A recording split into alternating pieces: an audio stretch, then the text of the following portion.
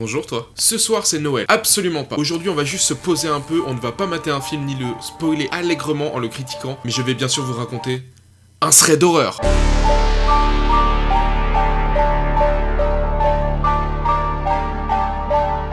Je vais vous raconter une anecdote qui s'est produite le soir de Noël 2018 alors que je rentrais tranquillement dans ma petite voiture 208.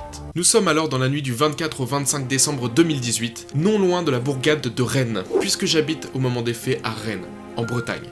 Pour l'instant, tout va bien. On passe un Noël en famille tranquillement, petite musique, petite bûche de Noël, petite engueulade sur des divergences politiques avec la famille. La base, le repas se passe, les cadeaux sont déballés.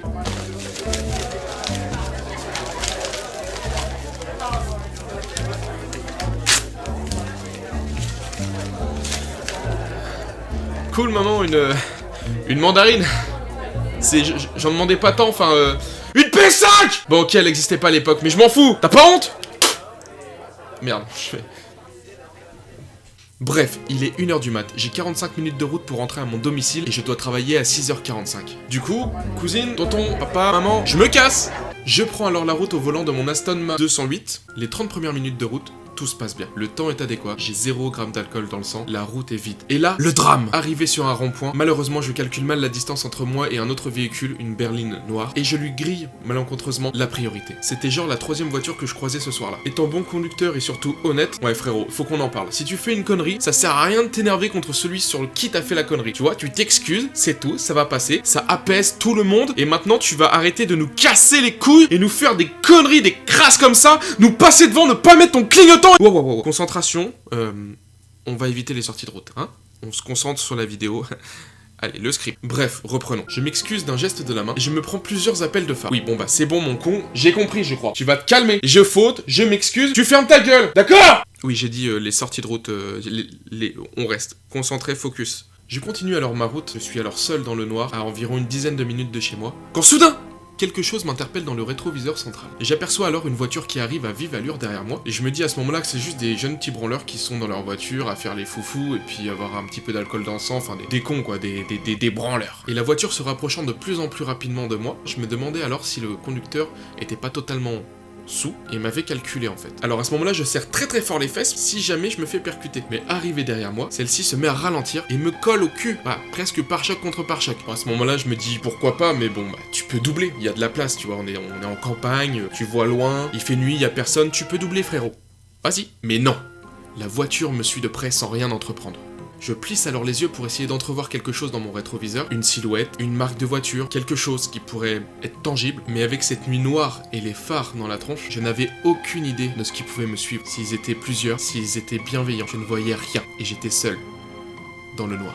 Alors à ce moment-là, je mets mon clignotant sur la gauche pour lui indiquer de me doubler, qui peut me doubler. T'inquiète pas, si tu vois pas, frérot, je te dis, tu peux me doubler, vas-y. Mais soudain, il actionne les pleins phares. Je me retrouve alors aveuglé quelques instants parce que j'étais en train de regarder dans le rétroviseur du milieu. Il faut savoir que moi j'ai une myopie, d'où mes lunettes, et en fait cette myopie fait en sorte que je sois ébloui rapidement par une lumière qui s'éclaire, par les phares que je croise dans la nuit. Donc pour moi, j'ai les yeux sensibles, en plus ils sont clairs. Et à ce moment-là, je me rends compte que c'est la berline de tout à l'heure qui est venue me foutre un petit coup de pression là, qui est venue, je sais pas, se venger, les gens actuellement, et encore en 2018 c'était moins pire que maintenant. Bon voilà, je me dis il y a quelque chose. Et puis ça dure, il me suit, un petit peu trop longtemps à mon goût. À ce moment-là, j'arrive à un autre rond-point, et je me décide à faire un tour complet pour potentiellement me retrouver derrière la berline, et ensuite avoir plus visu sur lui, le laisser partir, et en terminer pour ce soir. Sauf que la berline fait le tour du rond-point, se retrouve derrière moi.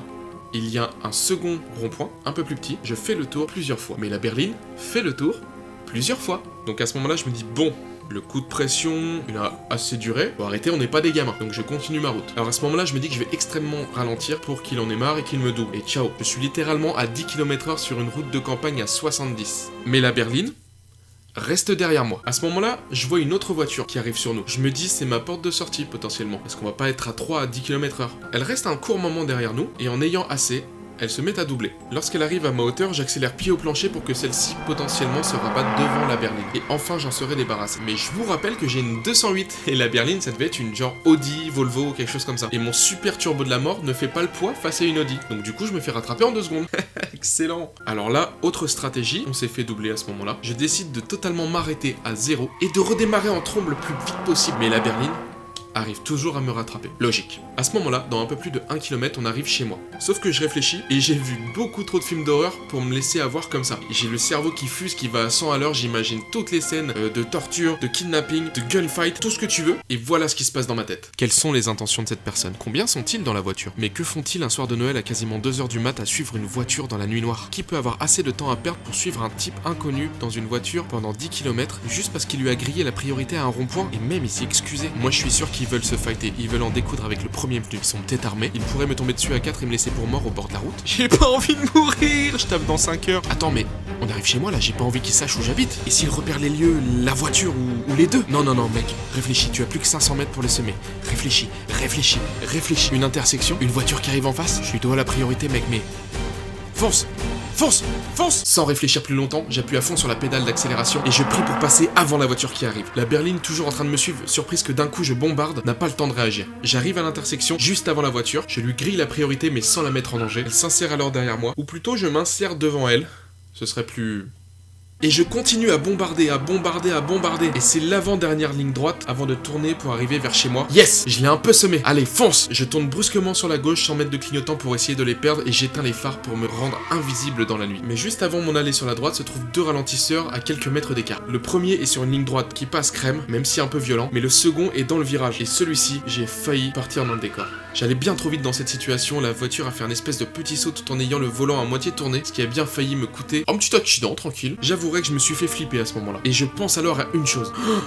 J'ai ma batte de baseball dans le coffre. Je décide alors de m'arrêter sur le côté de la route, à 30 mètres à peine de l'entrée de mon garage souterrain. Je vois les phares de la voiture arriver, je sors de véhicule, je mets ma capuche jusqu'à me cacher la moitié du visage, je me précipite vers l'arrière du véhicule, ouvre le coffre, prends la batte de baseball, me retourne et fais face avec l'air le plus impressionnant possible, la plus grosse carrure que je puisse avoir, à la berline qui arrive plein phare sur moi. Ceci m'aveugle, je confronte directement en direction du conducteur que je ne vois pas du tout. Un instant, nous sommes restés face à phare et j'ai vécu ce moment comme une éternité. La berline s'est mise à rouler tout doucement, à me contourner et est partie dans la nuit. Les mains tremblantes, ne sachant pas à quoi j'ai réchappé, peut-être à rien, peut-être à bien pire. Je remonte dans ma voiture, je rentre dans mon garage, je rentre dans le second garage qui était déjà en sous-sol, pour bien être sûr là que tu ne retrouveras pas mon véhicule. Je suis passé par l'ascenseur interne, donc ça veut dire que je n'avais pas à ressortir du bâtiment. Je n'ai pas allumé une seule lumière chez moi et je me suis couché avec ma précieuse batte à côté de moi comme si c'était un doudou.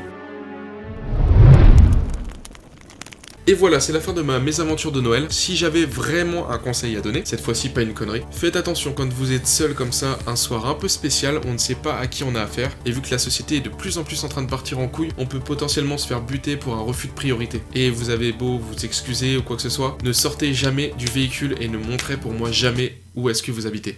Bonne soirée et bonne nuit. Allez, salut! It means no worries for the rest of your day.